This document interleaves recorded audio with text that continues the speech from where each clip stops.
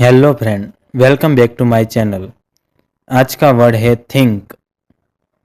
Think think का हिंदी अर्थ होता है सोचना, विचार करना, मनन करना, ध्यान से सोचना, राय बनाना।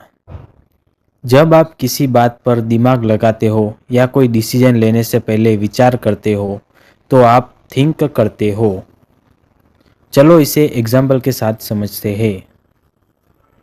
I think about my future. मैं अपने भविष्य के बारे में सोचता हूँ। She thinks before speaking. वह बोलने से पहले सोचती है।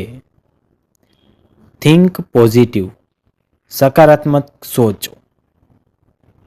सो फ्रेंड, आज का वर्ड था थिंक। अब कमेंट में लिखो थिंक पॉजिटिव। मिलते हैं नेक्स्ट वीडियो के साथ। चैनल को लाइक करें, सब्सक्राइब करें। धन्यवाद।